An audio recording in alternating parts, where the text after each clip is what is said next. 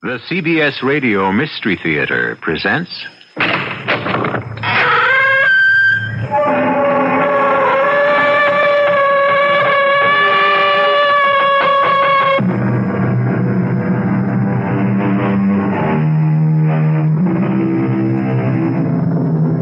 Come in. Welcome. I'm E.G. Marshall. The belief in ghosts and apparitions is as ancient as man himself. And a ghost, as we all know, can take many forms and shapes. Most of these spirits return from an unhappy grave and haunt the living, malevolently, revengefully, dangerously. But occasionally a ghost will turn up who is kindly, good-natured, and rather nice to have around the house. Our story involves just such a ghost. Cousin Amy, come, quickly, quickly! What's wrong, Susan? There's a strange man in this room, Cousin Amy, or was, just a moment ago. Where?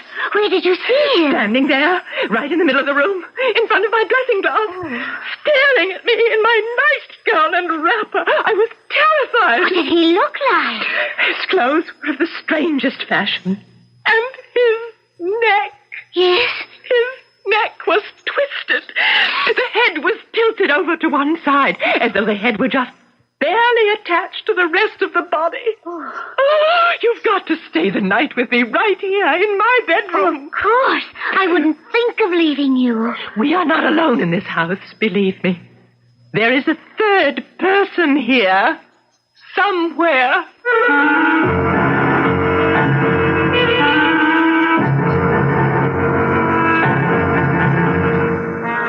Our mystery drama, The Third Person, is based on the Henry James classic and was especially adapted for the Mystery Theater by Stella and Arnold Moss. It stars Marian Seldes and Evie Juster. I'll be back shortly with Act One.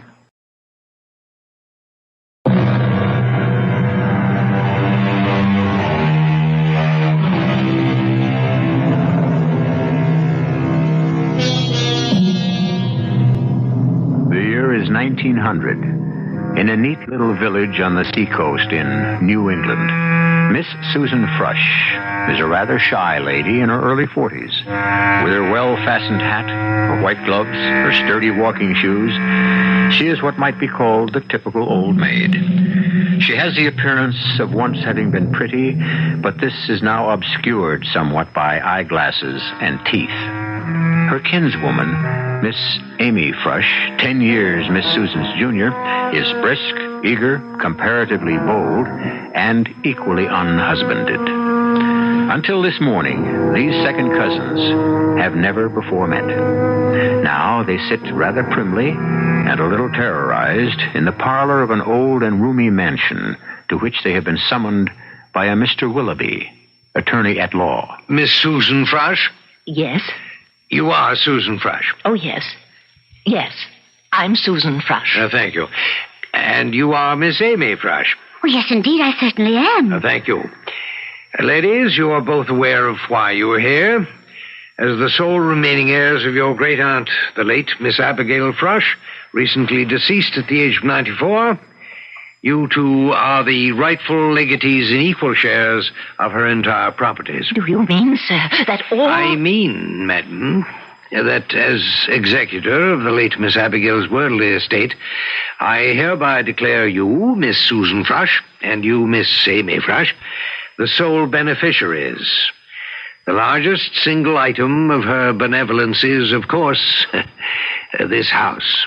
You mean this house now belongs to the two of us? To me and to Cousin Amy? Well, after a few legal documents are properly signed.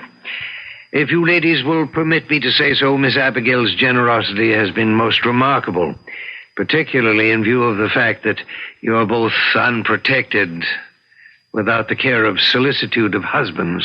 Aunt Abigail has indeed been generous.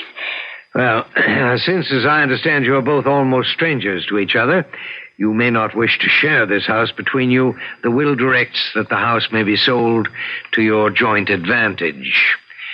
Are there any questions? No, I don't think so. Miss Susan? You've made everything quite clear, thank you.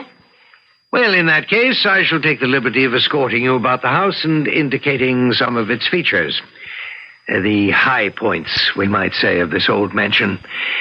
It consists, as you shall see, of 37 rooms, 12 of which are bedrooms.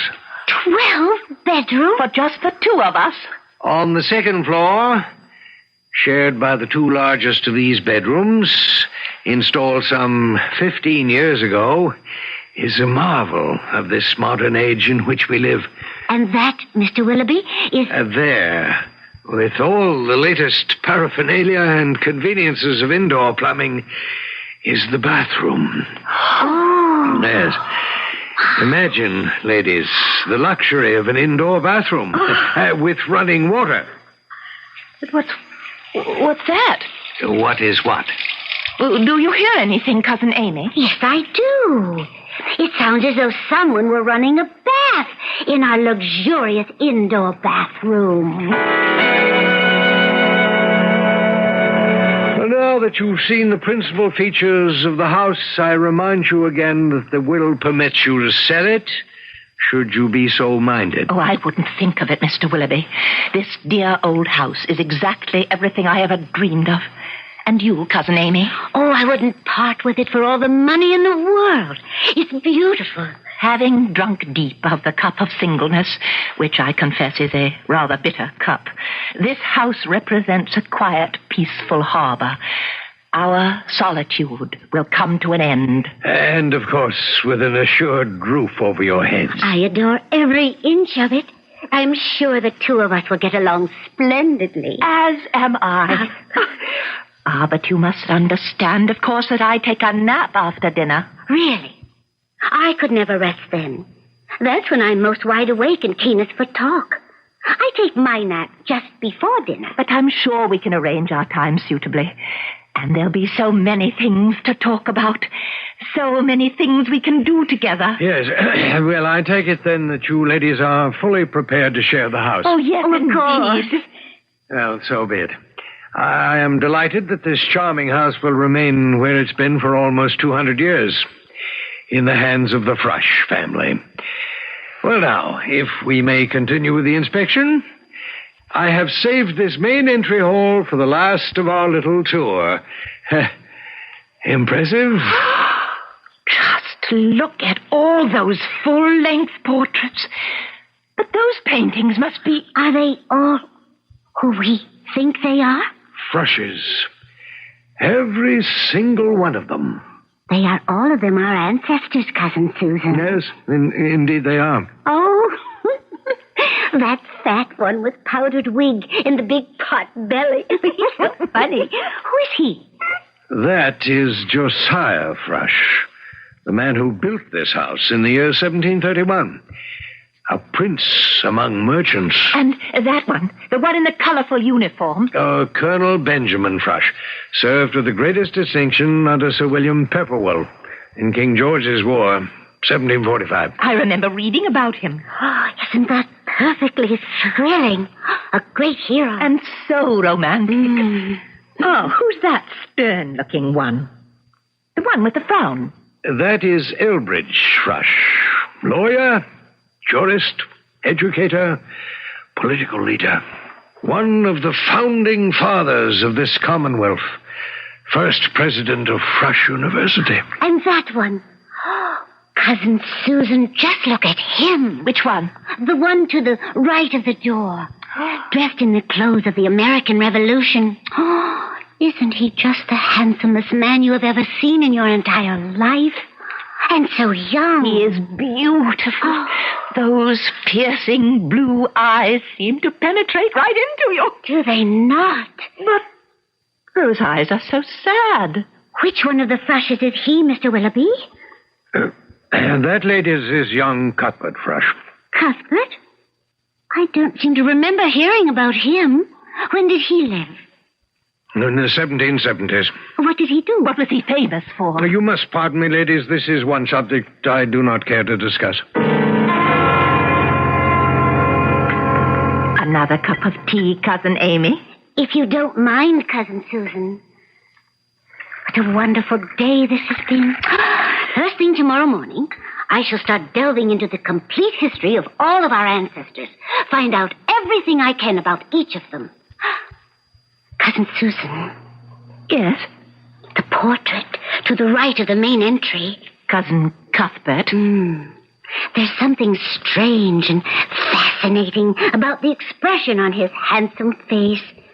Mr. Willoughby knows more, I think, than he was willing to say. I must agree with you. Let's be perfectly frank, Cousin Susan. Doesn't that look in Cuthbert's eyes do something to you? Really, Cousin Amy, I haven't the slightest idea. Come, dear cousin. You said yourself that his eyes seemed to look right into you. I suppose I did, didn't I? But they are sad and so melancholy looking. They seem to be saying, help me, please. I need you desperately. Exactly the feeling they gave me. Have you any idea why Mr. Willoughby was so reluctant to discuss Cousin Cuthbert? Do you hear anything? Music of some kind. Somebody's whistling. It's Yankee Doodle.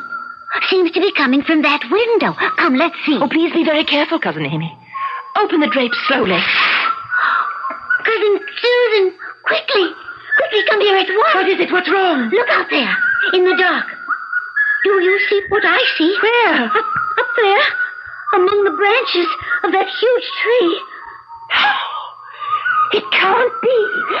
Do you suppose it is the face and head of Cuthbert Thrush, tilted over to one side, floating in the air, bathed in a kind of eerie blue light? Just his head and face, nothing more. Without a body. I can't believe it. And his eyes seem to be pleading for something. Just exactly the way it is in the portrait. I will not look at it. Oh, it's terrifying. Susan, why don't we go to our bedroom? We're both very tired, which may be why we're seeing things that cannot be. Yes, as you say, Cousin Amy. After a good night's rest, we'll both of us laugh at what we think we've just seen. Yes, but we did see it. Imagination plays strange tricks sometimes. Oh, come, let's admit it. We've had Cousin Cuthbert on our minds ever since Mr. Willoughby showed us the portrait. It naturally follows that we should see his head and face floating in the air outside in the dark among the branches of that old tree. Oh, it doesn't make sense, Cousin Amy. We'll talk about it in the morning. Just take your lamp and follow me up to our bedrooms. Yes, I'm sure you know best. And all these wonderful portraits. Good night, Colonel Benjamin Thrush. I'm sure General Pepperwell was very proud of you. And good night to you, Cousin Elbridge, President of Thrush University. And sleep well, Cousin Josiah. And you... There's that whistling again. Cousin Susan, hold your lamp a little higher. Yes, onto the portrait of Cuthbert Thrush. What is it? What's wrong? Well, I can't tell whether it's the lamplight throwing strange shadows or... Do you see what I see? It just cannot be. Tell me what you see. It's the same portrait of Cuthbert Thrush we saw this afternoon. But with one horrible difference. His body is there. But poor Cousin Cuthbert has no head. Just who is, or was, Cuthbert Thrush? Is it possible that in some way his spirit still lingers on in the old Thrush mansion? Can we say with the poet Longfellow, all houses wherein men have lived and died are haunted houses. Through the open doors the harmless phantoms on their errands glide, with feet that make no sound upon the floor. We'll learn more when I return shortly with Act 2.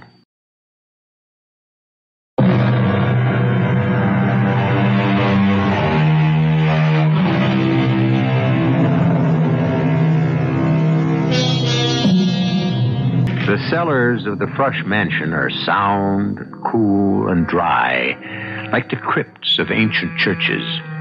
Several mornings after taking possession of the old house, Susan and Amy Frush decide to explore the vaults of these underground labyrinths. A recess in the thickness of one of the walls has yielded a small chest bound with hoops of iron. Slowly and carefully, the two ladies are doing their best to pry it open.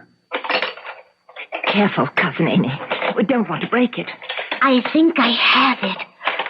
It's coming. There. Goodness gracious. This chest hasn't been opened, I'm sure, in almost 100 years. Or more. Isn't this exciting? Let's see what we have. A couple of newspapers and pamphlets. Careful how you handle them. They'll fall apart in your hand. And 3 packets of letters. Yellow with time. Look at that little package. Tied into a small bundle with a sprig of pale blue ribbon. Oh, sweet. Anything else? Oh, I had hoped it might be filled with old golden guineas. Hoarded by some ancient miser of a Frush? Oh, why not?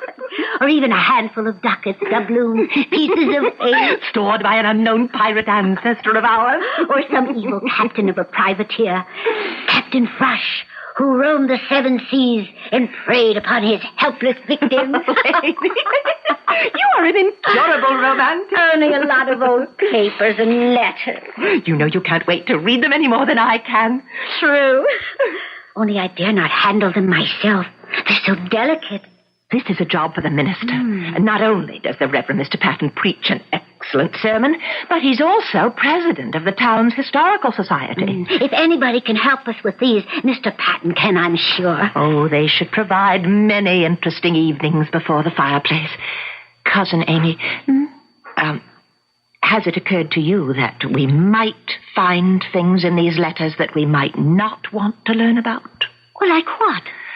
I'm not quite sure. But if we should discover something bad about an ancestor of ours, any one of them... I don't think I would want to know.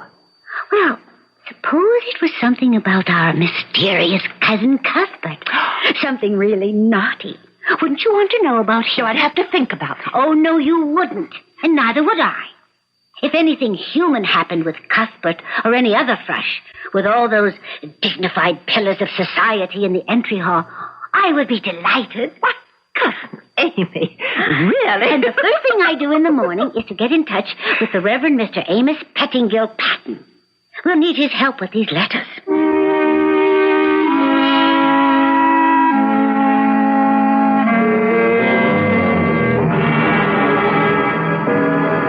Come quickly! Quickly, Cousin Amy! What's wrong? What's the matter? Keep your voice very low, Cousin Amy. Well, I just heard you scream. I know. There is a man in this room. Here? In your bedroom? Oh, how is that possible? I don't know, but just a moment ago, there was someone in this room. Who? I told you. A man. Where? Under the bed? No, just standing here. Oh, please. Hold me, Cousin. I'm shaking like a leaf. Oh, there. Now, just try to be calm. Why don't we both just sit here at the foot of the bed? Now, would you like a glass of water? No, thank you. Now, tell me quietly. This man that you saw, he was standing, you say? Where? Right there, in the middle of the room. He was standing before my dressing glass. Were the lights still on? Oh, no, I'd lowered them. I'd not yet gone to bed. Why do you suppose he was standing before your dressing glass? To look at himself? To admire himself? Oh, I see you don't believe me. Of course I believe He you. had his back to the glass. He was standing there, staring, looking at me in my nightgown and wrapper. Oh, I was so terrified I couldn't move. Oh, I'm so ashamed. I'm so ashamed. Oh, now, please try to remain calm. What did he look like? Oh, his clothes were strangest fashion from another age. Knee breeches, long stockings, a lace ruffle about his neck, a cocked hat, that sort of thing. Like the paintings Yes. His face, what did he look like? Oh, well, the light wasn't bright enough for me to make out the features. I was too frightened to notice. But I do remember that the neck was bent, sort of. The head was tilted way over to the one side. To one side? Oh, it was awful, as though the head were just barely attached to the rest of the body. Oh, you've got to stay here with me. I will not stay in this room alone. Of course. I wouldn't think of leaving you. Cousin Amy, we're not alone in this house. There is a third person here somewhere. Just lie down now and close your eyes. I know what I'm talking about. It may well be that all our talk about those old letters we discovered... I did not imagine anything. I saw him. The walls we touch in this old house, the floors we walk on, all have secrets. All secrets. Some remembered, some forgotten. We'll both get used to it, I'm sure, after a while. Now, close your eyes and try to get some rest. Well, good night, Cousin Amy. And thank you. Not at all. Until you fall asleep, I'll sit here in this old rocking chair. Merciful heavens! What's wrong? There is a man sitting in this rocking chair, and I'm sitting in his lap. No! And he's whispering in my ear. Oh, what's he saying? He's saying, I beg your pardon, Cousin Amy, but you're sitting on my lap. What was that? The door just slammed shut. There isn't a bit of wind tonight. And the rocking chair. Look at it. It's rocking back and forth, all by itself. Let's get out of here quickly. We'll lock ourselves in my room tonight. Wait for me, Amy. I'm coming right with you.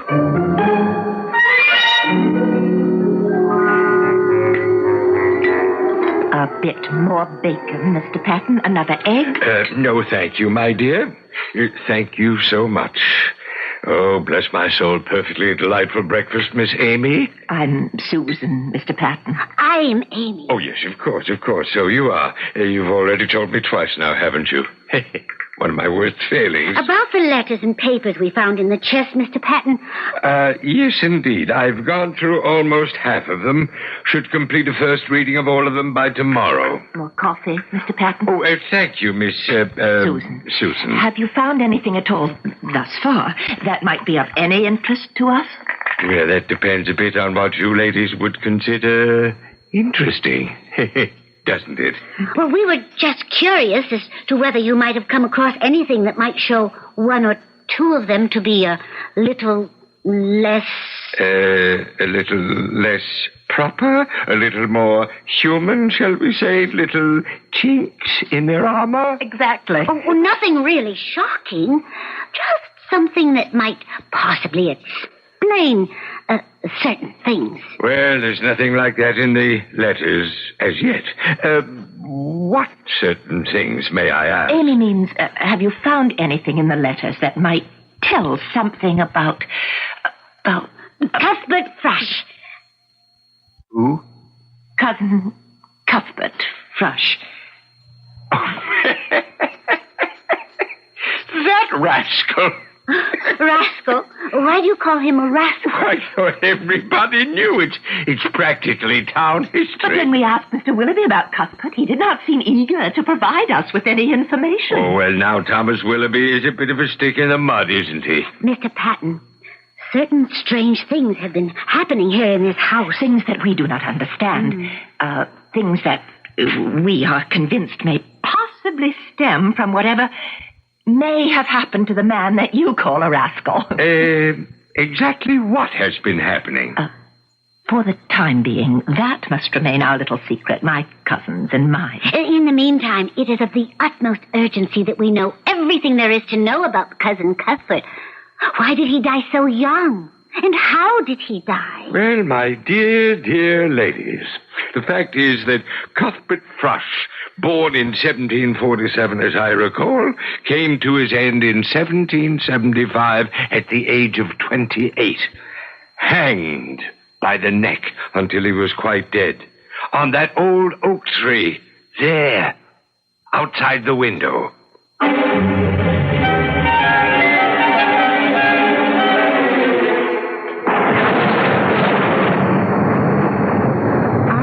Take your customary after-dinner nap, cousins. I couldn't, dear Amy. I'm too nervous.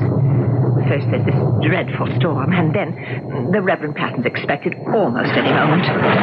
With the rest of the letters. He did say he'd be here at 8. Yes, he did. I can hardly wait. I am so excited. So am I. Amy, I cannot get used to the idea that darling cousin Cuthbert was hanged. On a stout limb of that old oak tree out there, where we saw his head the other night. That's why it was so dreadfully twisted all the way over to one side. Because hanging breaks the neck. True. Don't say it. Well, it's a most peculiar effect. And that also explains that look of pitiful sadness in those young, hauntingly beautiful eyes. Indeed. Mr. Patton's usually so prompt. Cousin Susan, have you the slightest suspicion, the faintest inkling of what our gallant young cousin might possibly have done to deserve the fate of dangling from the end of a stout rope? None whatsoever. Oh, let us hope we shall now find out. The poor boy. Bless my heavenly soul. It was quite a night. Isn't it, Miss Amy? Susan. Oh, yeah, of course. May I take your raincoat and hat? Oh, thank you indeed, Miss, Amy. Correct? Correct. The papers, the letters, you brought them, of course. Right here, wrapped in this oilskin. Here we are. And I have good news for you both. The most splendid news. Oh, shall we sit here, close to the fire? Thank you. Now, if I may, I should like to begin with a question. Yes, Mr. Patton. Truthfully, why are you two dear ladies so anxious to find out whatever you can about an ancestor of yours who's been dead for over 125 years? Since 1775.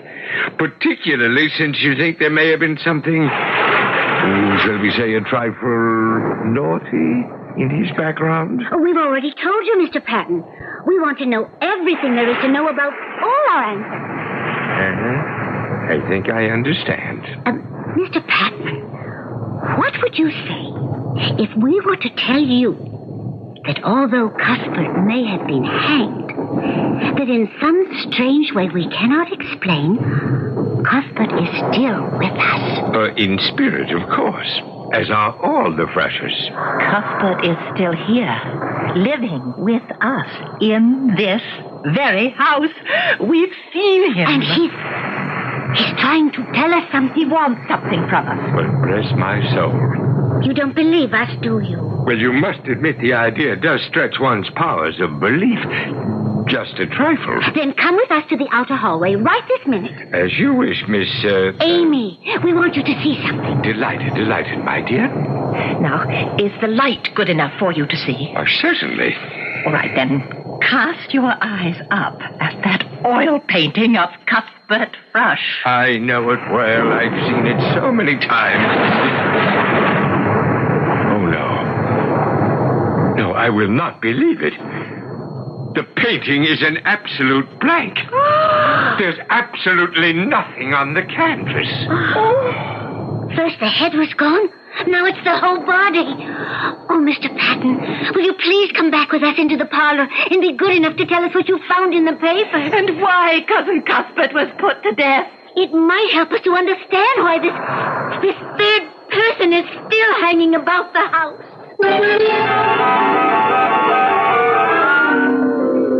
It's said that even the most welcome guest gets to be a bit of a nuisance after the first 3 days.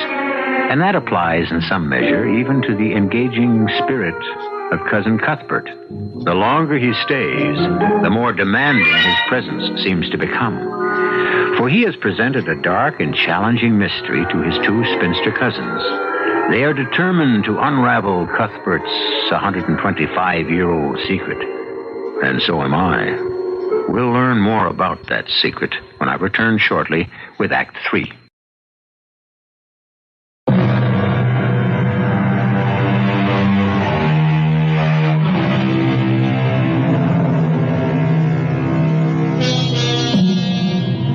A footstep, a low throbbing in the walls, a noise of falling weights that never fell, weird whispers, bells that ring without a hand, door handles turn when none was at the door, and bolted doors that opened of themselves.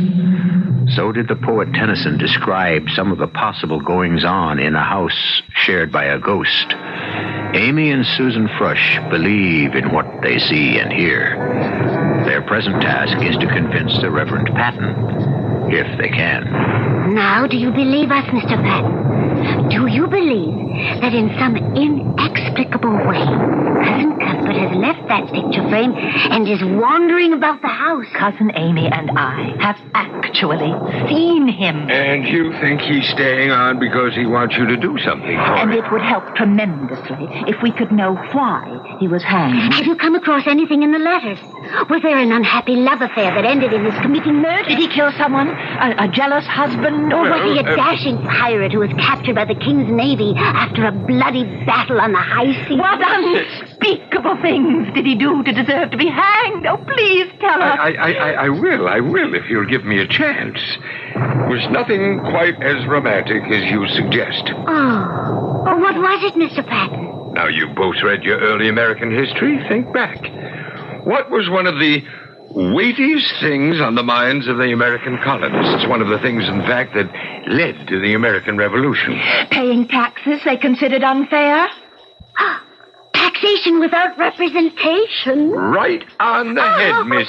Amy. Amy. And the only way a patriotic colonist could show his defiance of what he considered inequitable taxes put upon him by the British was to smuggle articles like tea, brandy, rum, molasses into the country without paying the taxes. You mean Cousin Cuthbert was a smuggler? A good many of the townspeople here, being so near the sea, made a very bold living out of smuggling. Is that why they hanged him? If they lived by smuggling, sad it is to say that some of them proudly and defiantly died for it. Oh, like Cousin Cuthbert. Several of these letters speak of his smuggling activities. He was admired here as one of the best, until he was unlucky enough to be caught and hanged for what was then considered a capital crime. Hanged for a little thing like smuggling. Yes, in the eyes of King George III's officers, it was not such a little thing. Cuthbert did commit an error, a human error, but as we know, to err is human. To forgive, divine. Of course. That's it exactly. What's what exactly? I know what's bothering Cuthbert. You do? The first thing we must do is to visit his grave in the old churchyard. The way I look at it, the only crime Cuthbert was really guilty of was the crime of being caught.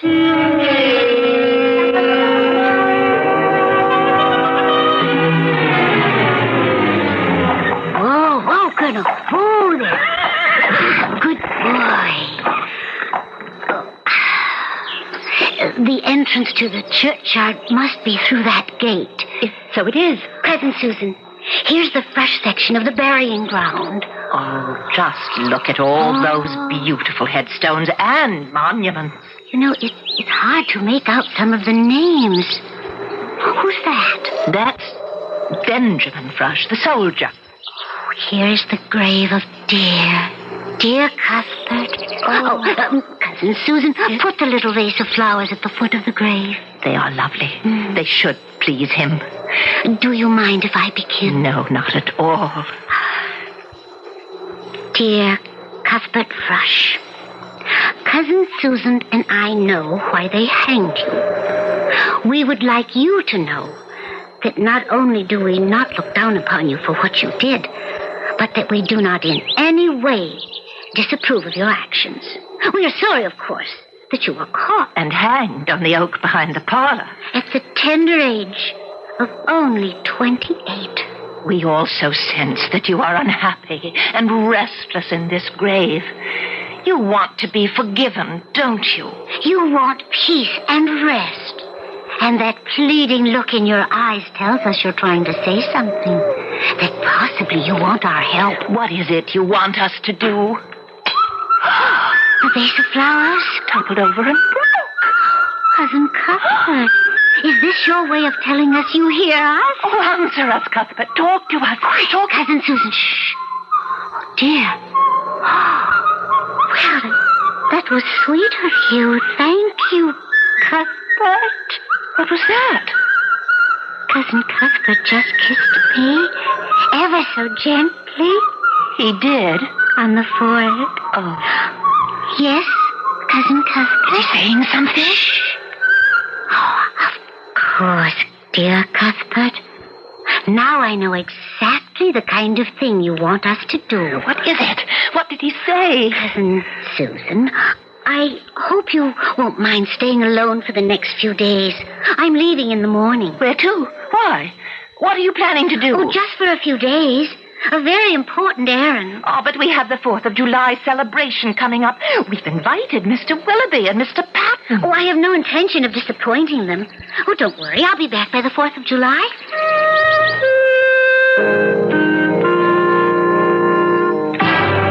There you are, ma'am. You're sure you packed them well? I have a long trip. Yes, ma'am, I have indeed. Just be sure to keep the package dry. Away from any heat, of course. Oh, you're sure I'll be able to manage them myself? Just take your usual precautions. Oh, I adore the red, white, and blue ribbon you've tied it with. So appropriate for this time of the year, the 4th of July. We try to please, ma'am. On the day we commemorate the birthday of our country's independence, it is my hope that a certain person will be celebrating his independence, too. That his spirit will become as free as our country's was in 1776. Yes, indeed. That'll be $3.50, ma'am. Thank you, and come back soon.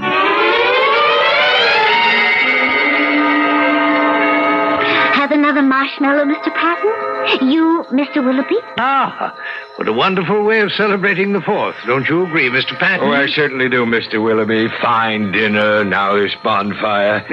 Keeps reminding me of the famous words of John Adams on the eve of July 4th, 1776. He said that the anniversary of independence should always be remembered with pomp and parade, with shows, games, sports, bells, bonfires, and fireworks. Cousin Susan? Yes? Gentlemen, I would like to contribute one of those items to our celebration. These. What have you got there? What's in that pretty package? Chinese firecrackers. And these are Roman candles. And here are pinwheels. And these are called salutes. Well, firecrackers and fireworks displays? Now, where on earth did you get them? Don't you know it's against the law to bring those things into the state? Shall we toss the firecrackers into the bonfire one at a time? Look, here's a package for you, Cousin Susan. Thank you. One for you, Mr. Patton. And one for you, Mr. Willoughby. Oh, well, now. Toss them into the fire.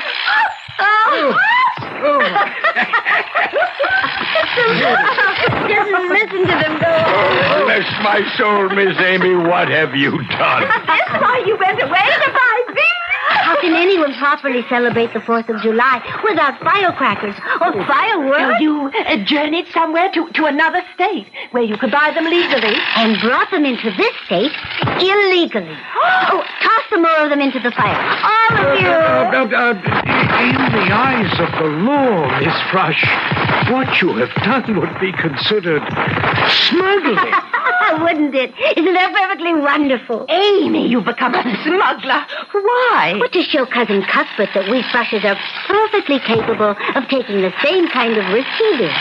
Capable of the same kind of bold deed he'd been hanged for. You see, he wanted us to perform a punishable act of righteous danger, as he once did. I did what I did to prove to him that we considered his act a human one. As you said, Mr. Patton, to err is human. To forgive, divine. But that was quite a risk you took. If it works, it will have been worth it. Cousin Amy, look, up in the old oak tree. It's Cousin Cuthbert, the whole of him. And for the first time, Cuthbert, since we've known you, your eyes are not sad. In fact, you're actually smiling. Oh, Cousin Cuthbert, you are beautiful. He's beginning to fade. I can see right through him. He's getting fainter and fainter. Oh, please stay, Cousin Cuthbert. He's going away. He's gone. I rather think I shall miss him. It was comforting to have a handsome young man about the house, wasn't it? Even if he was Mr. Willoughby, Mr. Patton. Yes, Miss... Amy. Amy. You must think our behavior a trifle peculiar. Well... If you saw or heard anything unusual, do forget it, please. I didn't see a thing. Did you, Mr. Patton? Oh, no. Not a thing. I didn't hear anything either. It's getting a bit cool, isn't it? Shall we have our coffee inside in the parlor?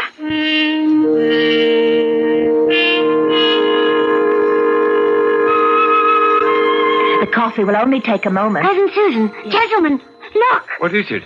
The portrait. The painting of Cuthbert Thrush.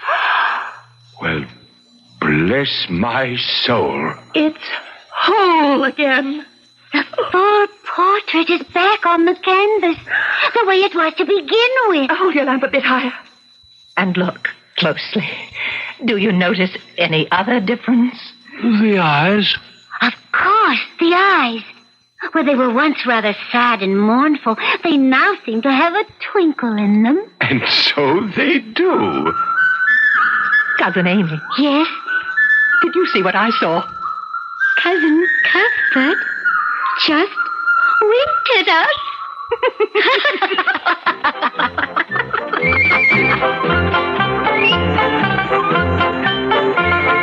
A philosopher has said that the family is one of nature's masterpieces, and loyalty among members of a family, though sometimes rare, is something devoutly to be wished for. The cousins Susan and Amy Thrush have shown that loyalty, even if it was only for a ghostly relative. Perhaps they were aware that Benjamin Franklin kept saying in Philadelphia in 1776, "We must all hang together, or most assuredly, we shall all hang separately." I'll be back shortly.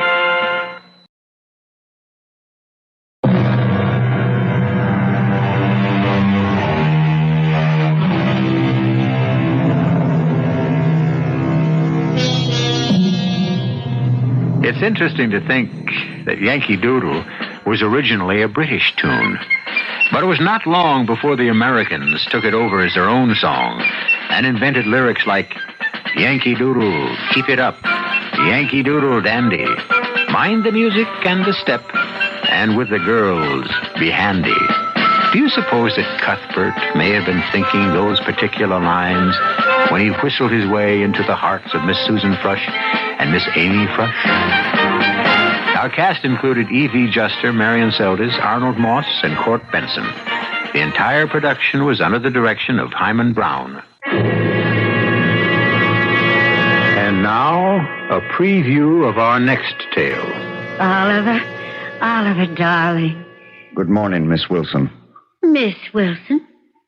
Is something wrong, Colonel Colfax? You have a certain look on your face. Have I? What kind of look? The look of a man who's about to announce he wants to break his engagement. Is that why you're here? No, that is not why. I have come to... Yes? I have come to place you under arrest. Arrest? Miss Mariah Wilson, you are charged with spying against the government of the Confederate States of America. And it is my duty to conduct you to a place of court-martial. This is E.G. Marshall inviting you to return to our Mystery Theater for another adventure in the macabre. Until next time, pleasant dreams.